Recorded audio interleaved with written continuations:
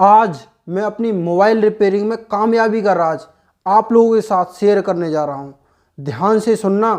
मैं अपनी ज़िंदगी का रियल लाइफ एक्सपीरियंस आज आप लोगों के साथ शेयर करने जा रहा हूँ। और आज ये वीडियो देखने के बाद आपको पता लग जाएगा, जो ज़िंदगी में 90 से 95% लोग कामयाब होते हैं ना, वो सब लोग जीरो से शुरू करते हैं। और अगर आप मोबाइल रिपेयरिंग फील्ड में हो, या आपने अभी शुरुआत करी है, या फिर आप शुरुआत करने जा रहे हो, तो ये वीडियो आपके लिए बहुत ही बेहतरीन साबित हो जाएगी। और अगर सरकारी स्कूल में पढ़ने वाला ये लड़का अगर जीरो से शुरू करके अपना बिजनेस खड़ा कर सकता है, तो इस दुनिया में कोई भी कुछ भी कर सकता है। लेकिन मेरे दोस्त, मेरे भाई, आप अगर ये वीडियो देख रहे हो ना, तो ये देख के मत देखना आप ये वीडियो कि मैं आपको कुछ सिखा रहा हूँ, मैं आपका टीचर हूँ, या आप स्कूल में क्लास ले रहे हो। नहीं, अगर आप अपना भाई समझ के, अपना दोस्त समझ के मेरी ज़िंदगी का एक्सपीरियंस देखोगे कि मैंने कहाँ से कैसे कैसे शुरुआत करी, तो आपको पता भी चलेगा, और पता चलेगा बहुत सारी क्वालिटी मेरे जैसी आप में भी होंगी, आपसे मैच करेंगी। और फिर आपको पता चलेगा आपकी जो सफलता है वो आप पे किस तरीके से डिपेंड है, और वो आप क्यों नहीं कर पा रहे, और मैंने उसको कैसे कैसे स्टेप बाय स्टेप आगे बढ़ाऊँ मैं। और बहुत सारे लोग तो मुझे जानते हैं, और जो नहीं जानते मैं बता दूं, मैं हूं योगेश भारद्वाज, और आप देख रहे हैं आपका YouTube channel my easy knowledge. तो वैसे तो मुझे बचपन से ही बड़ा शौक था क्रिएटिविटी का। कोई चीज़ आती थी ना घर में, कुछ भी चीज़, उसको मैं खोल के पटक देता था बहुत जल्दी से। अगर मुझे कोई खिलौना भी दिला के लाते थे ना, तो मैं उस खिलौने को खोल के देखता था कि इसमें अंदर है क्या, ये काम कैसे कर रहा है। अगर कोई घड़ी मुझे मिली थी ना, घड़ी, तो उसको मैं खोल के देखता था इसकी सुई कैसे काम करेगी, अगर इसको ऐसे कर दें तो ये कैसे काम करेगी, इसका सेल कैसा होता है। और वो एक्सपेरिमेंट जो ज़्यादातर आप लोगों ने किया होगा, बहुत लोग उस एक्सपेरिमेंट को करते हैं बचपन में। क्या, एक ना मोटर आती है छोटी सी, ध्यान देना, मोटर आती है एक छोटी सी, और वो घड़ी के सेल से भी चल जाती है, घूमने लग जाती है। ठीक है, छोटे मोटे किसी भी सेल से चल जाती है, और रिमोट के सेल से ही चल जाती है। तो क्या था, मैं उस मोटर से बहुत एक्सपेरिमेंट किया करता था। एक बार मैंने उसी मोटर से मिर्च काटने वाली मशीन बना दी थी, उसमें ब्लेड चिपका के जैसे तैसे, और मिर्च काटने वाली मशीन बना दी थी। एक बार मैंने उसी मोटर से अपना पंखा बना लिया था। डीवीडी की कैसेट आती थी गोल गोल, उसको काट के गोल पंखड़ी की शेप में डाल के उससे पंखा बना लिया था। तो ऐसे बहुत तरह के मैं एक्सपेरिमेंट बचपन में करता ही रहता था, ये मेरा शौक था बचपन से। वैसे तो कलाकार आप लोग भी होंगे, तो अपनी अपनी कलाकारी अगर आप कमेंट में शेयर करोगे कि आपने बचपन में क्या क्या कलाकारी की, तो मुझे भी अच्छा लगेगा, और मुझे पता भी चलेगा कि कितने लोग मेरी तरह क्रिएटिव और कलाकार थे। 12th क्लास तक स्टडी के साथ साथ मेरी यही कलाकारी चलती रही, और 12th कंप्लीट करने के बाद मेरा जो मन था, मेरा जो इंटरेस्ट था, वो था मोबाइल रिपेयरिंग सीखने का। लेकिन मेरे जो पापा जी थे, वो नहीं चाहते थे कि मैं मोबाइल रिपेयरिंग का काम सीखूं। वो चाहते थे कि मैं कोई गवर्नमेंट जॉब की तैयारी करूं, या कोई अच्छा सा टीचर बन जाऊं किसी गवर्नमेंट स्कूल में या कॉलेज में। मतलब सरकारी, गवर्नमेंट होता है ना, हर परिवार में होता है वो तो लगने के लिए, कि उनकी भी यही सोच थी कि मैं भी कोई गवर्नमेंट टीचर या कोई गवर्नमेंट जॉब में लग जाऊं। लेकिन मुझे उस टाइम पे कोई सही गाइड करने वाले नहीं मिले। वरना मोबाइल रिपेयरिंग में जिनका इंटरेस्ट है, या फिर इलेक्ट्रॉनिक्स के किसी भी काम में जिनका इंटरेस्ट है, तो उनको इलेक्ट्रॉनिक्स से डिप्लोमा करना चाहिए। इलेक्ट्रॉनिक्स से डिप्लोमा उनके लिए सबसे बेस्ट ऑप्शन होता है। लेकिन हमको ये बात पता नहीं थी कि इलेक्ट्रॉनिक्स से कोई डिप्लोमा भी होता है, उसका सिलेबस क्या है। हमें बस ये 3-4 चीज़ें पता थी कि बीए होता है, बीएससी होती है, बीकॉम होता है, और बीटेक होता है, बस हमें ये नहीं पता था। और 12th जैसे ही कंप्लीट हुई थी, तो पापा जी ने हमसे मोबाइल रिपेयरिंग में सीखने के लिए तो बिल्कुल मना कर दिया। लेकिन उन्होंने बोला कि कंप्यूटर का कोर्स कर सकते हो, और मुझे कंप्यूटर में भी इंटरेस्ट था, पर मोबाइल रिपेयरिंग जितना नहीं था। तो क्या किया, मैंने कंप्यूटर कोर्स में एडमिशन ले लिया। और इतने हमारे कॉलेज के एडमिशन स्टार्ट होते, उसमें पढ़ाई स्टार्ट होती, इतने मैंने कंप्यूटर का कोर्स किया। और कंप्यूटर जब वो कॉलेज के स्टार्ट हो गए एडमिशन, तो उसमें मुझे पता चला कि एक सब्जेक्ट होता है बीएससी कंप्यूटर साइंस। तो मैं तो सुन के खुश हो गया कि बीएससी कंप्यूटर साइंस से अब मुझे मैथ, फिजिक्स, ये सारी चीज़ें नहीं पढ़नी पड़ेंगी। तो मैंने बीएससी में कंप्यूटर साइंस से एडमिशन ले लिया। मैं सोचा था अगर कंप्यूटर साइंस है तो उसमें कंप्यूटर ही कंप्यूटर होगा और कुछ नहीं होगा। लेकिन जब मेरी फर्स्ट क्लास चली, जब हमें सिलेबस का पता चला, जब तक मैं एडमिशन ले चुका था, फीस भर चुके थे, तब उसके बाद मुझे पता चला कि इसमें 2 फिजिक्स, हर सेमेस्टर में 2 फिजिक्स हैं, 2 मैथ हैं, फिर कंप्यूटर भी है, फिर एक एक्सटर्नल सब्जेक्ट भी है। तो जब मुझे इस चीज़ का पता चला तो मेरा दिमाग हिल गया। और फिर क्या होना था, आपको पता है जिस काम में इंटरेस्ट ना हो उस काम में असफलता ही हाथ लगती है। मेरी मैथ फिजिक्स में बैक आई, री बोलते हैं जिसे, कंपार्टमेंट बोलते हैं, वो आई।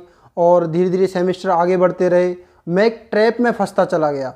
और ध्यान देना, इस टाइम पे सबसे सही क्या होता है, सबसे सही होता है सच बोलना। मैंने एक दिन पापा से बोला, पापा जी जो मैं बीएससी कर रहा हूँ ना, आप जो बीएससी करवा रहे हो इसमें मेरा इंटरेस्ट नहीं है, इसमें मेरा मतलब टाइम और पैसा दोनों ख़राब हो रहे हैं, इससे अच्छा है कि मैं मोबाइल रिपेयरिंग करूं। और ये है, पापा ने समझाया कि तुम तो पढ़ने में बहुत होशियार हो, ये है कि जब वो कर सकता है तुम भी कर सकते हो, ऐसा सबके पेरेंट्स बोलते होंगे, आपसे ही बोला होगा। तो पापा जी ने मुझे ऐसे समझाया, लेकिन मैंने बोला पापा इंटरेस्ट नहीं है। काफ़ी देर बात करने के बाद हमारी बातचीत हुई, तो पापा जी ने बोला कि बस एक सलाह है, ये मान लो। मैंने कि बताओ पापा। तो पापा जी ने बोला कि तुम ये बीएससी कंप्लीट कर दो, उसके बाद तुम्हें जो भी करना है वो कर लेना। मैंने कि मोबाइल रिपेयरिंग भी? तो पापा जी ने बोला हाँ मोबाइल रिपेयरिंग जो करना है, फिर हम तुम्हें किसी कोर्स के लिए फोर्स नहीं करेंगे। तो बस फिर क्या होना था, मेरी लाइन क्लियर थी, एक गोल, एक टारगेट, एक लक्ष्य मुझे मिल चुका था, बस बीएससी भी क्लियर हो गई।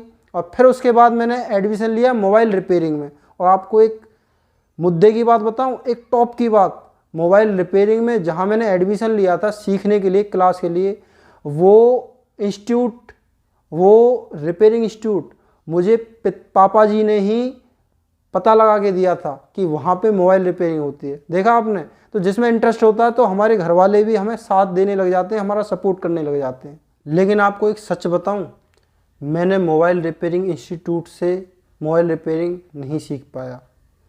और आपको सही बताऊं कि मेरे बैच में जितने भी बच्चे मोबाइल रिपेयरिंग सीख रहे थे, उनमें से फ़िलहाल के टाइम में मात्र 2 ही ऐसे स्टूडेंट थे जिन्होंने वहाँ से मोबाइल रिपेयरिंग सीखी और वो काम कर रहे हैं। बाकी सारे ने लाइन चेंज कर दी, सब अलग अलग लाइन में चले गए, कोई मोबाइल का काम नहीं कर रहा है।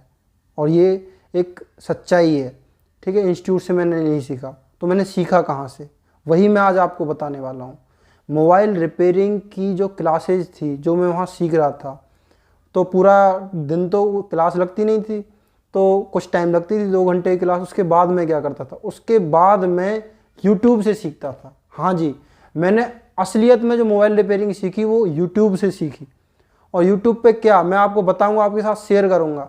एक सकारिया संजय नाम से सर हैं, वो वीडियोज़ बनाते हैं, उनकी वीडियो लंबी रहती हैं, लेकिन आप अगर उनकी वीडियो देखोगे तो A to Z सिखाते हैं, A to Z समझाते हैं और बहुत अच्छे से समझ में आता है।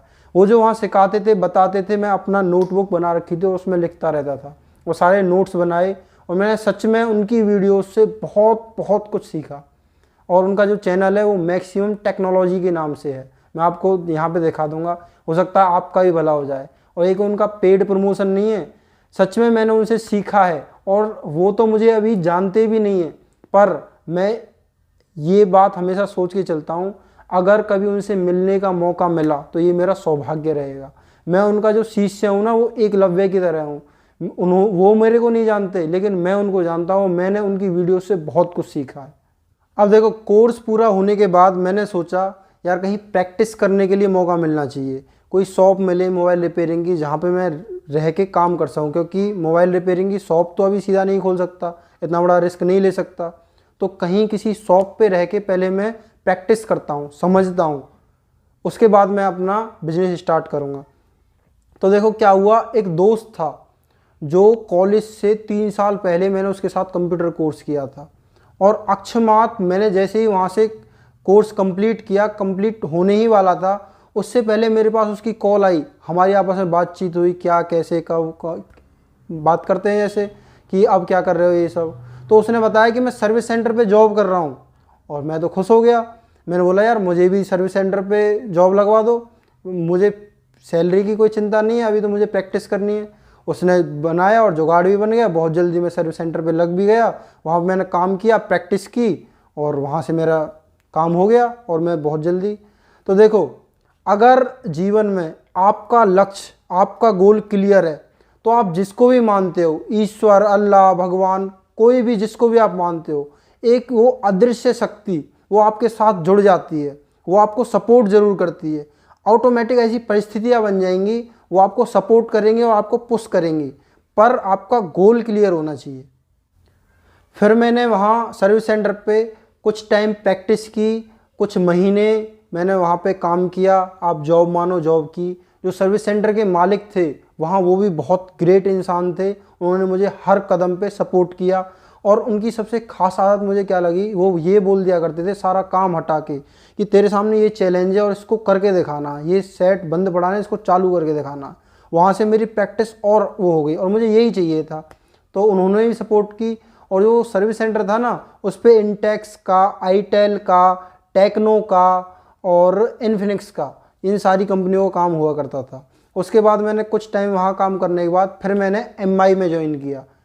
एमआई, रेडमी, शाओमी, जो आप जानते हो, तो उसके सर्विस सेंटर पे मैंने जॉब की। तो वहाँ सर्विस सेंटर पे जाने का मकसद ये नहीं था कि वहाँ सैलरी ज़्यादा मिल रही है इसलिए मैं गया था। मैं वहाँ असलियत में ये देखने गया था कि एमआई के मोबाइल में काम कैसे होता है, एमआई का मोबाइल काम कैसे करता है। और फिर कुछ समय एमआई में भी जॉब करने के बाद फिर मैंने वहाँ से जॉब छोड़ के फिर मैंने अपना ही बिजनेस स्टार्ट किया, अपनी ही शॉप स्टार्ट की। क्योंकि आप लोगों को पता है कि मुझे करना बिजनेस ही था, वो मैंने पहले ही डिसाइड कर रखा था। जॉब चाहे मुझे कितनी भी हाईएस्ट पेइंग सैलरी की मिल जाए, पर मुझे जॉब नहीं करनी थी, मुझे अपना ही काम करना था, अपना ही बिजनेस करना था। तो उसके बाद मैंने एमआई से जॉब छोड़ दी। और एमआई से जॉब छोड़ने के बाद वहाँ जॉब करते करते मैं मात्र 37,000 रुपये ही बचा पाया था, बाकी खर्च हो जाया करते थे। तो 37,000 रुपये में ही मैंने शॉप स्टार्ट की। और शॉप आप देख सकते हो, मैं यहाँ पे फ़ोटो भी डाल दूँगा। आप चाहो तो गूगल पे सर्च करके भी, शर्मा टेक्नोलॉजी सर्च करके देख भी सकते हो कि जब मैंने शॉप की स्टार्टिंग करी थी उस टाइम पे शॉप कैसी दिखती थी। एक काउंटर और कुछ 2-4 लीड चार्जर के अलावा मेरे पास कुछ भी नहीं था। और फिर आज भगवान की कृपा से, ईश्वर के आशीर्वाद से आज धीरे धीरे बहुत अच्छे लेवल तक मैं पहुंच चुका हूं। और अब मुझे कोई टेंशन नहीं है और ना जॉब करने की अभी फ़िलहाल कोई ज़रूरत लगती है। अगर ईश्वर की कृपा, ईश्वर का आशीर्वाद इसी प्रकार रहा तो मुझे भविष्य में भी जॉब करने की कभी ज़रूरत नहीं पड़ेगी। हाँ, हम अपने बिजनेस को और इससे आगे ले जाएंगे। और दोस्तों, बताने को तो मेरे पास बहुत कुछ है, आप लोगों के साथ शेयर करने के लिए बहुत कुछ है, लेकिन वीडियो बहुत ज़्यादा लंबी हो जाएगी। मैं चाहता हूं कि मैं नेक्स्ट वीडियो में बात करूं कि कैसे मैंने मात्र 37,000 रुपये में शॉप स्टार्ट की और कैसे कैसे मैं यहां तक पहुंच पाया, उसके पीछे क्या कारण है, वो क्या स्ट्रेटेजी है। वो अगर आप चाहते हो कि मैं आप लोगों के साथ शेयर करूं तो आप कमेंट करना, मैं कोशिश करूंगा उस पर जल्दी से जल्दी वीडियो बनाने की। क्योंकि जो ज़िंदगी का रियल लाइफ एक्सपीरियंस होता है ना, उसको आदमी बहुत अच्छे से बता सकता है, बहुत अच्छे से एक्सप्लेन कर सकता है, और उसको सुन के ही सामने वाला आदमी बहुत जल्दी कामयाब हो सकता है। आशा करता हूँ वीडियो आपको अच्छी लगी होगी, आपको इस वीडियो से बहुत कुछ सीखने को मिला होगा। मिलते हैं अगली वीडियो में एक नए टॉपिक के साथ।